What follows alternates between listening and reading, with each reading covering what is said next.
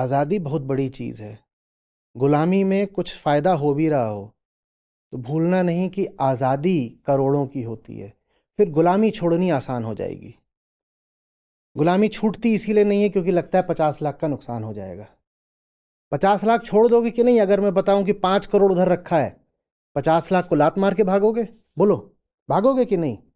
हाँ, वो 5 करोड़ दिखता नहीं है ना, इसलिए 50 लाख छूटता नहीं है ना। देखो, गौर से देखो। भोगवाद में, पदार्थवाद में समस्या यही है कि बस वही देख पाते हो जो मटेरियल है। जो हम कहते हैं ना मटेरियलिज्म इज अ प्रॉब्लम, वो इसीलिए है कि जो कुछ भी नॉन मटेरियल होता है, सटल होता है, सूक्ष्म होता है, वो दिखाई देना बंद हो जाता है। प्रेम की क्या कीमत है, सोचना ही छोड़ देते हो। सत्य की क्या कीमत है, सोचना ही छोड़ देते हो। मैं नहीं कह रहा हूं कि सत्य की कीमत लगाई जा सकती है, पर बहुत बड़ी कीमत है ये तो मानते हो ना। मानना भी छोड़ देते हो, कहते हो बस जो दिख रहा है मटेरियल है, भौतिक है, स्थूल है, उसकी कीमत है। नहीं, दूसरी चीजें उनकी बहुत बड़ी कीमत है। और कई बार वो कीमत इतनी सूक्ष्म भी नहीं होती। मैं एक बात पूछ रहा हूं, आप वो जमीन के मसले में फंसे हुए हो, जैसा आपने कहा कि जमीन के लफड़े होते हैं, गोलियां चल जाती हैं, भाई भाई लगे हुए हैं।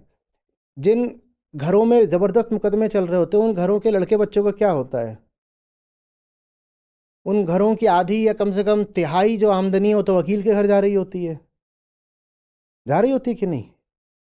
दो चार लोग टेंशन से बीमार हो गए होते हैं तो डॉक्टर को पैसा जा रहा होता है। बीच बीच में दूसरे पक्ष से मार पिटाई चलती रहती है, होली दिवाली, तो अस्पतालों में भी पैसा जा रहा है। चल रहा है ना।